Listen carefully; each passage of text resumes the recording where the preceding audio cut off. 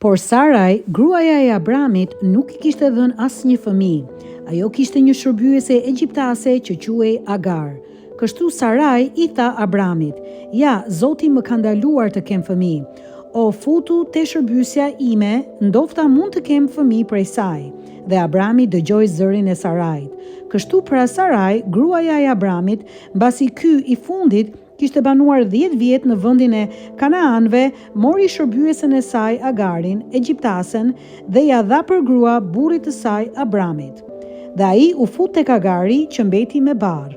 Por kur u bindë se kishte mbetur me barr, ajo e shikoi me përbuzje zonjën e saj.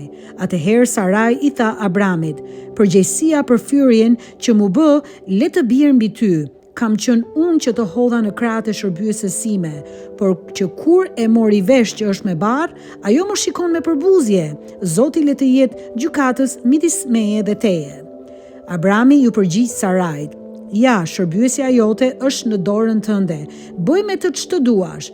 Atëherë Saraj e trajtoi në mënyrë të ashpër dhe ajo iku nga prania e saj.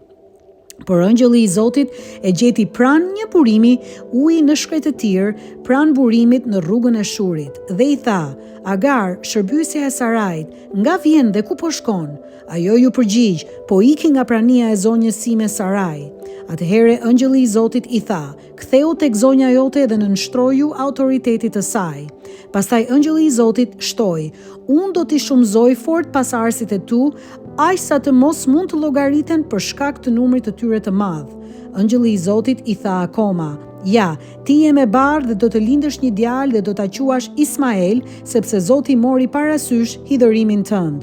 Ai do të jetë ndërmjet njerëzve si një gomar I egër, dora e tij do të jetë kundër të gjithëve dhe dora e të gjithëve kundër tij, dhe do të panojë në prani të gjithë vëllezërve të tij."